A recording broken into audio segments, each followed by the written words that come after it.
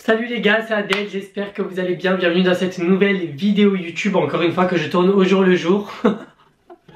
Il est actuellement midi 10, c'est la première fois que je tourne autant tôt, mais c'est parce que aujourd'hui j'ai une journée un peu chargée, c'est pas vrai, je vais juste au cinéma.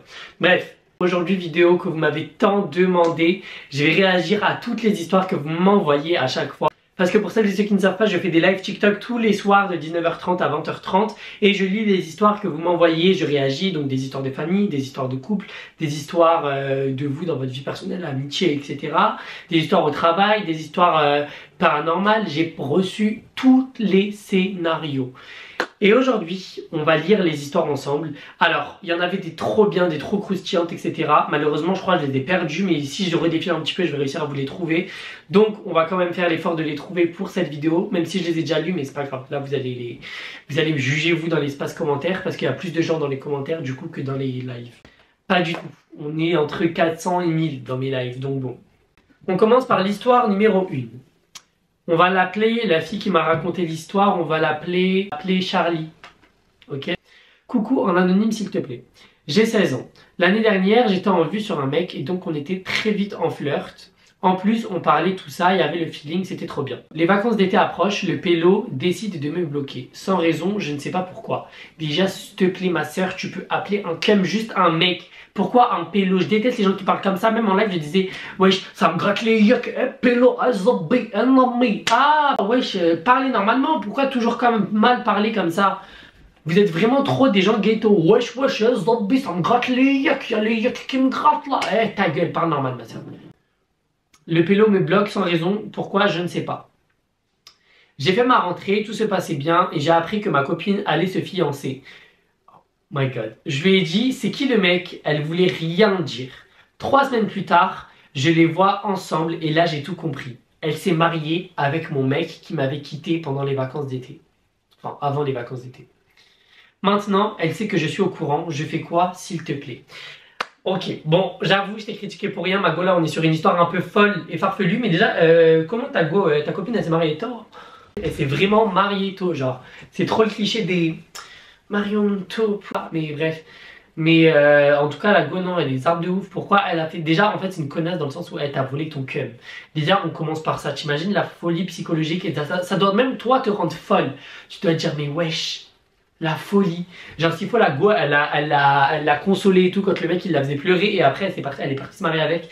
Mais franchement, je pense que je serais partie au mariage. Je sais pas, je serais partie chez les parents d'un des deux. J'aurais fait la misère. En fait, ce que je trouve pas juste, c'est que ça soit ta copine qui t'ait fait ça. Parce qu'encore qu'il refasse sa vie, le mec, je veux bien comprendre. Mais que ça soit ta copine. En fait, c'est plus la meuf le problème que le mec au final. Parce qu'elle savait très bien du coup que c'était ton ex. Et en plus de ça, oui, mais dans tous les cas, c'est... Bon, lui aussi, du coup, vu qu'il a parlé à ta copine, les deux sont problématiques. Mais franchement, c'est chaud de ouf. La vérité, en fait, je peux même pas te conseiller de te venger ou de faire un truc parce que vas-y, ça se fait pas quand même. Mais la vérité, je crois que j'aurais foutu bordel. Tu sais, en vrai de vrai, je pense, en toute honnêteté, je pense... si j'aurais fait un gros mariage, je serais parti, j'aurais foutu le bordel. Genre désolé d'être cash comme ça, j'y serais allé, j'aurais dit, lui là, j'aurais inventé une vie, j'aurais dit, il m'a mise enceinte, il m'a fait avorter, il m'a dit qu'on s'était mariés, on s'est mariés dans votre dos à tous. Je me serais inventé une vie, t'es allé ouf. J'aurais ramené des petites photos d'armes de couple, j'aurais dit, ça c'est lui et moi le jour de notre mariage, on s'est mariés l'après-midi même, mais t'es un fou, c'était il y a encore 3 mois, tu nous as jamais dit. J'aurais fait un boucan total, Tu peux même pas imaginer, Mago. Le truc, c'est que vous aussi, vous n'allez pas vous défendre. Vous vous mettez dans la merde et puis après, vous n'allez pas vous défendre. Mago, franchement, je te le dis direct, tu vas l'attraper déjà. Lui, tu devrais lui envoyer un message. T'appelles ta copine, tu lui dis, viens ma chérie et tout, on se voit et tout, j'ai trop envie de te voir. Tu la vois, tu la hackes en vrai. Pourquoi par message? Pas par message, parce que par message, ça sert à rien. Elle peut te bloquer. En vrai, elle va être dans un bourbier de ouf. Elle peut pas partir, elle peut pas s'échapper. Tu l'emmènes dans le McDo, crois-moi, elle va pas s'échapper. Donc, tu l'emmènes manger, etc. Bien sûr, elle paye, mais surtout, tu l'attrapes, tu lui dis, mais en fait, tu t'es marié avec mon kev. Vengeance au mec, tu lui envoies un selfie avec la meuf, tu lui dis, elle était au courant de rien, maintenant elle... Non, bah non, merde. Tu lui envoies un selfie de toi et de sa meuf, sa femme, et t'écris, c'est la fin. Voilà Mago, si tu voulais des conseils, bah, je te les ai donnés. Maintenant, à toi de passer à l'exécution et tu nous feras un petit update. Je ferai un petit update dans un mois. Je suis un gros menteur, je vais pas faire. Histoire numéro 2 qui est tellement farfelue, c'est une dinguerie. Salem, c'est juste pour te dire que j'aime quelqu'un de 20 ans et j'ai 13 ans. Dégâts. Mais je sais pas s'il va m'aimer, wesh, imagine il me recale Et quand je lui ai dit, il a tout dit à ses potes, du coup je sors plus. Elle m'a dit, imagine, il me recale, après elle me dit quand je lui ai dit. Donc je sais pas si tu l'as dit ou tu lui as pas dit, mais bon, ça je lui avais dit aussi. Elle a dit qu'elle lui avait dit, mais que en fait, le mec il lui parlait pas, genre. Moi je vous rajoute du coup ce qu'elle m'avait raconté. Elle parlait pas au mec, genre juste elle l'a croisé dans la rue et elle l'a kiffé de ouf. Elle avait un love sur le mec, mais le mec il la calculait pas. Et du coup, le mec, quand elle lui a dit qu'elle l'aimait et tout, il a fait, vous savez, hey, la petite gamine là, elle est venue me dire qu'elle m'aimait, ça s'est passé comme ça. Mais en tout cas, ma gauche, je sais même pas comment déjà, à ton petit âge de 13 ans, t'as des vues sur quelqu'un qui a 20 ans. Moi, c'est ça, ma gauche, je comprends pas, j'ai du mal avec vous. Pas à la rigueur, tu veux te mettre en couple, mets-toi en couple à 13, 12, 3 ans, je m'en fous. Mais avec des gens de ton âge, t'es une gamine. C'est pas comme si là, t'avais 25 ans, le mec, il en avait 30. C'est pas comme si t'avais 22 ans et que le mec, il en avait 28. Allô? Là, t'as 13 ans, t'aimes un cum qu'en a 20. Je t'ai défendu la dernière fois, j'ai essayé de pas trouver tes torts. Mais quand même non plus, faut pas abuser, arrêtez de vouloir grandir. En fait, vous savez ça là, je suis sûr la fille qui m'a envoyé le message, c'est les gens qui font partie de la génération où ils veulent trop grandir. Parce que les gens qui ont 12, 13, 14 ans là maintenant, on a l'impression qu'ils ont 25 ans. Tu vois, dès 2010, on a l'impression que c'est des 2000. Donc ça veut dire que c'est une dinguerie comment maintenant ils veulent trop se faire grandir, trop ci, trop ça. C'est une 2010, la fille qui m'a raconté l'histoire, elle a 13 ans, en 2023, c'est une 2010. Donc ça veut dire que t'as une 2010, tu viens à peine de naître, t'as même pas connu Charlie XCX, Fitigi, Azalea. C'est une dinguerie. Vas-y, une 2010, elle me dit qu'elle aime un mec qui est né en 2000. Vous vous rendez compte? Une 2010, elle me dit qu'elle aime un mec qui est né en 2003. Elle aime en 2003, c'est une 2010, elle aime en 2003. Bref, histoire suivante qui est un peu longue, mais ça va quand même. Histoire numéro 3. Coucou. Bon, tu vas me prendre pour une folle, mais je t'explique. J'ai 17 ans et ça fait 3 ans que j'étais avec mon ancien mec. Donc déjà, depuis 15 ans, elle a un mec. Il m'avait promis mondes et merveilles, mariage, enfants, etc. Mais déjà, à quel âge, à 15 ans, tu crois que tu vas te marier avec un cum? Bref. Nous sommes juifs, donc se marier tôt, ça me choque pas plus que chat dans la famille, quoi. J'y croyais à fond. Il connaissait l'ensemble de ma famille et moi l'ensemble de la sienne. Il venait un Shabbat sur 2 à la maison et l'autre semaine j'allais chez lui. Oh my god, donc ça veut dire elle faisait une semaine sur 2, genre par exemple vendredi qui arrive là, il faisait Shabbat chez elle et le vendredi d'après elle allait faire Shabbat chez lui. Ok.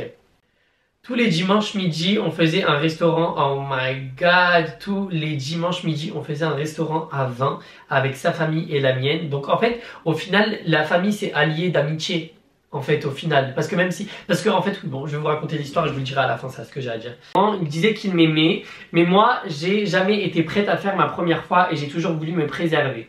Cet été, il m'a trompée et il m'a dit que je devais être heureuse qu'il ait préféré me tromper plutôt que de me quitter. J'étais choquée. Donc le cum, il a envie de mon goût de ouf. Et le gars, tout ce qu'il trouve à faire, c'est tromper sa go. Et il va voir sa meuf, il lui dit: bébé, tu devrais être contente que au final je te trompe, que je te quitte. Parce que tu sais même pas la chance que tu as de m'avoir dans ta vie. En gros, ça devait ressembler à ça, la scène. Parce que la fille aussi, je lui ai parlé en fait. Le problème, c'est que mes frères sont assez violents envers les gens qui m'embêtent, etc. Enfin bref, des grands frères quoi. Et j'ai peur que s'ils l'apprennent, ils lui cassent la gueule et le défoncent. Elle m'a dit: ça fait 3 fois que je me force à faire semblant devant nos familles. Je compte bientôt leur annoncer, mais quelle vengeance me conseilles-tu?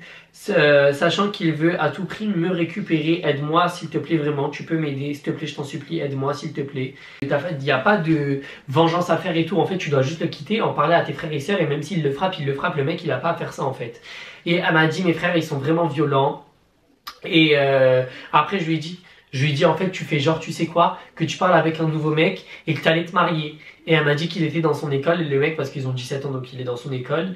Tu devrais en parler à tes frères et sœurs et en parler à toute ta famille. Elle m'a dit: je vais lui mettre l'archouma à la synagogue. Mais ma chérie, en fait, c'est au restaurant déjà de base qu'il faut lui mettre. C'est le jour où vous faites votre repas le dimanche qu'il faut lui mettre la hashma.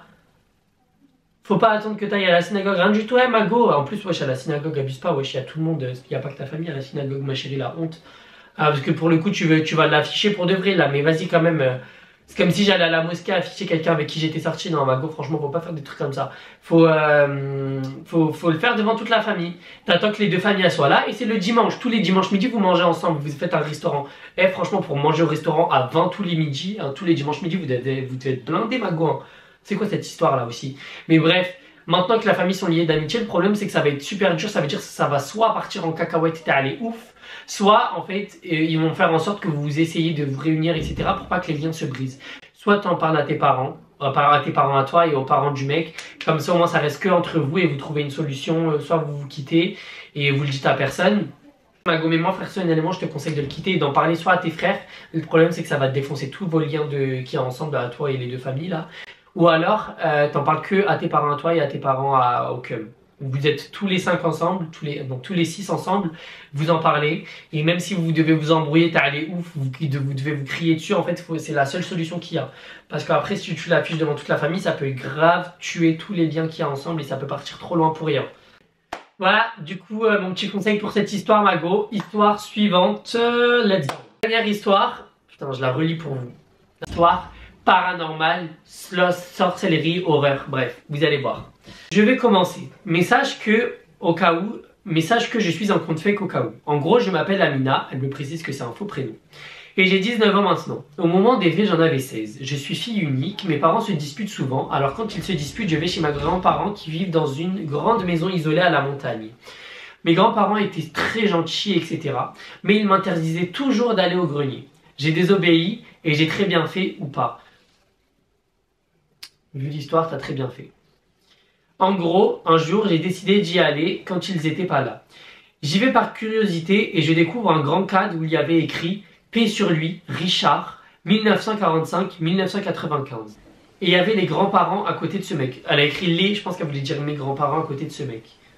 Derrière le cadre, il y avait des sortes de papiers avec du sang et des croix. J'ai pas trop calculé, j'ai pris les papiers et je les ai montrés à ma seule pote qui avait un père qui est imam. Elle m'a dit que mes grands-parents avaient fait de la sorcellerie à ce mec, mais j'y croyais pas, alors je me suis disputé avec ma copine. En gros, après la dispute, je suis allé confronter mes grands-parents et ils m'ont crié dessus. Alors j'ai commencé à croire ma copine et puis j'ai continué à fouiller dans le panier où il y avait tous les papiers. Et j'avais trouvé un truc avec une sorte de pierre et des écritures. Alors à ce moment-là, j'ai cru ma copine. Je suis allé voir son père qui est imam et ils m'ont dit que mes grands-parents avaient fait de la sorcellerie et que c'était pour ça qu'il était mort. Donc le mec il est mort de la sorcellerie qui ont été fait par les grands-parents de cette fille, de Amina. Ça veut dire que les gars, quand quelqu'un meurt de sorcellerie, ça veut dire que la sorcellerie elle était puissante. On m'a toujours dit ça. Que quand quelqu'un en meurt de la sorcellerie, c'est veut dire que la sorcellerie elle était lourde comme jamais et qu'elle était invivable et qu'elle était insupportable. Je l'ai dit à mes parents et ils ne m'ont pas cru. En ce moment même, ils en ont parlé avec mes grands-parents et mes grands-parents, je ne sais pas ce qu'ils ont fait, mais depuis ce jour-là, il n'y a que du malheur qui me tombe dessus. Je pleure souvent sans même savoir pourquoi. Je suis allé voir un imam et il m'aide toujours en ce moment. Mais alhamdoulilah, je vais de mieux en mieux en ce moment. Je m'aide du mieux que je peux et je veux juste qu'il pourrisse en enfer, qu'Allah nous guide, amin. En fait, c'est que tu dis que tu vis dans un monde où tu ne connais véritablement pas en fait les gens qui font partie de ta vie. Genre tes grands-parents, tu t'imagines jamais que tes grands-parents vont être au sein d'une sorcellerie qui a fait tuer la personne en question tellement elle était puissante la sorcellerie. Et d'ailleurs Mago, c'est ça que je voulais te dire, t'as dit qu'il t'arrivait que des malheurs. Sache que, je sais pas, bah du coup tu m'as dit que t'avais récupéré les papiers, les pierres, etc. Sache que moi on m'a toujours dit que, enfin après ça c'est bien évidemment, c'est chacun vis-à-vis de ses religions, ses cultures, etc. Moi on m'a toujours dit qu'il ne fallait jamais toucher la sorcellerie qu'on trouvait, qu'elle soit faite pour nous. Donc qu'elle soit faite pour quelqu'un. Si tu creuses une terre, tu trouves de la sorcellerie dans l'eau, je ne sais où, dans un cimetière ou je ne sais quoi.